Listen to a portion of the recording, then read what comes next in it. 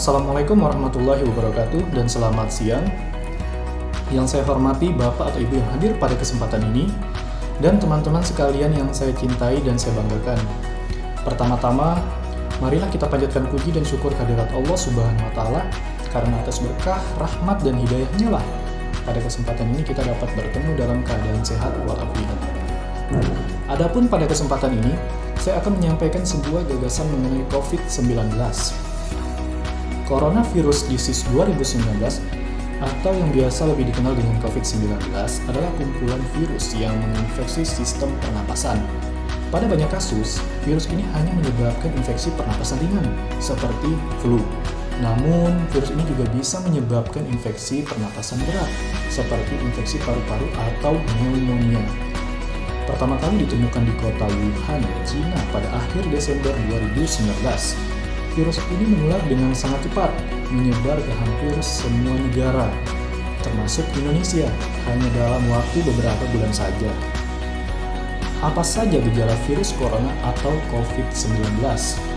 Gejala awal infeksi virus corona atau COVID-19 bisa menyerupai gejala flu, yaitu demam, pilek, batuk kering, sakit tenggorokan, dan juga sakit kepala. Setelah itu, gejala dapat hilang dan sembuh atau malah memberat. Penderita COVID-19 dengan gejala berat bisa mengalami demam tinggi, batuk berdahak bahkan berdarah, sesak nafas, atau nyeri dada. Keluhan tersebut muncul ketika tubuh bereaksi melawan virus corona. Secara umum, ada 3 gejala yang bisa menandakan seseorang terinfeksi virus corona, yaitu yang pertama demam, suhu tubuh di atas 38 derajat Celcius, dan yang kedua batuk kering, yang terakhir sesak nafas.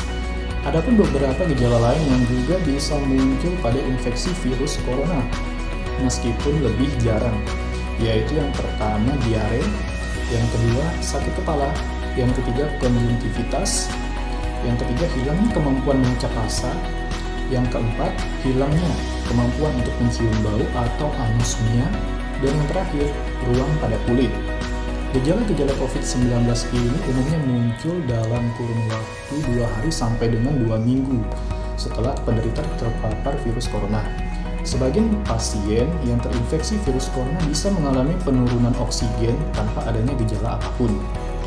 Guna memastikan apakah gejala-gejala tersebut merupakan gejala dari virus corona, diperlukan rapid test atau PCR. Kapan harus ke dokter?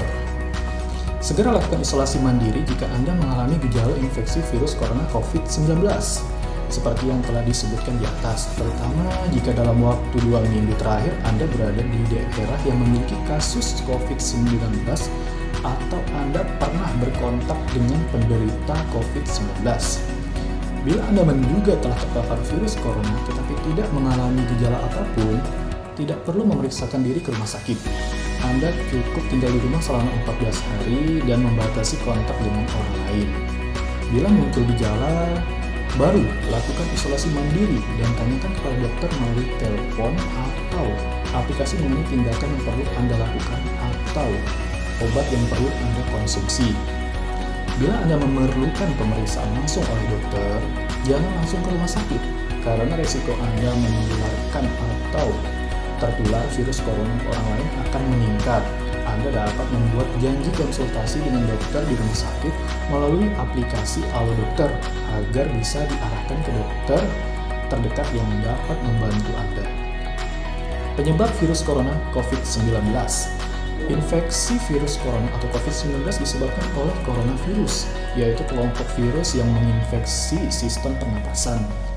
Pada sebagian besar kasus, coronavirus hanya menyebabkan infeksi pernapasan ringan seperti sedang, seperti flu.